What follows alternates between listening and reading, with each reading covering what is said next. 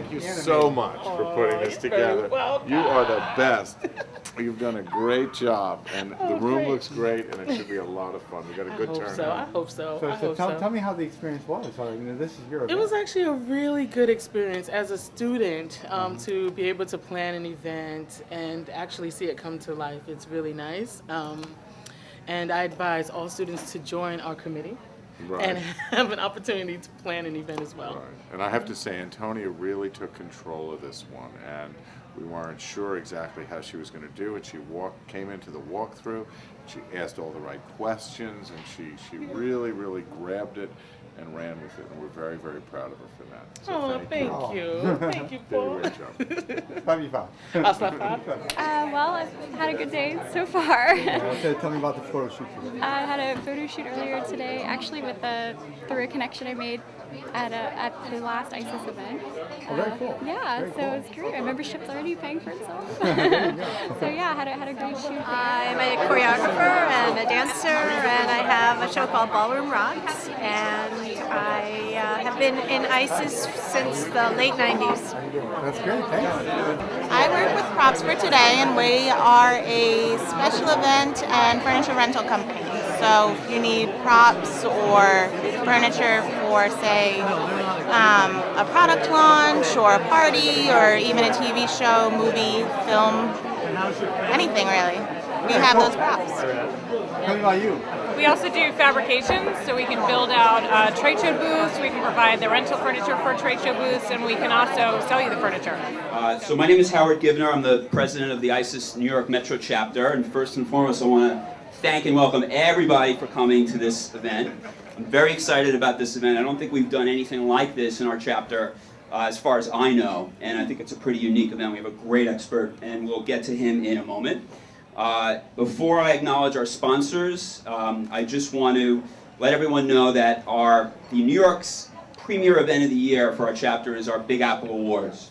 This June will be the 10th anniversary of the Big Apple Awards, and we induct 4 industry leaders into our Hall of Legends. We give out about 15 to 18 different awards which people submit for. So if anyone is interested in helping to organize that event, we're putting our production committee together in the next few weeks. Please see Paul Newman. Paul, raise your hand. Can everybody see Paul's hand? And in case you can't find Paul, just give a little shout out with your big baritone. Hi. Sorry. Nicely done. Paul's the only member of our board who never needs a microphone. So if you're interested in helping out anyway, please let Paul know and we will get you on board. Okay, so first I want to thank a couple of our sponsors tonight. David Fletcher of New York's Best Musicians, Photos and Videos graciously supplied the video. Where is David? David, turn the Big camera yell. on yourself. David's the man with the video camera. Okay, and Christy May of Christy May Photography. So the video photo folks hang together. And I'll introduce Heartland in a moment, but I just want to say the thing about sponsors is they donate their services so we can have a great event. So what that means is if you need photography services or video services, you really do the right thing and at least give them a call first. Check them out, talk to them. You don't have to hire them, but at least give them a shot. So they've been used in homeopathic and naturopathic medicine for centuries as an herbal sleep aid, and they also have a high acid level, so they're used to preserve meats and stews and things before there was refrigeration. Hops today are used primarily for bittering, so a beer that's going to have a little bit of bite on the back of the palate, like our Indiana Pale Ale. It's over here with the salmon. That's going to have a bite on the back of the palate. That's from the hops that are added at the beginning of the brewing process. Then you boil it a little bit longer. Then you add some more hops, maybe some more hops at the end of the fermentation. Different additions of hops is kind of like using herbs in cooking. Sometimes they'll be bitter, sometimes they'll be a little more flavorful, sometimes they'll be a little bit more fragrant. It just depends on when you're going to add it. Now again, as I mentioned, there's about 40 or 50 different kinds of roasted grain you can get. There's about 40 or 50 different kinds of hops that you can use, and you can use them at different stages of the process to extract different flavors from those hops. So one of my favorite sayings, and then you heat it up. Here's how you heat it up.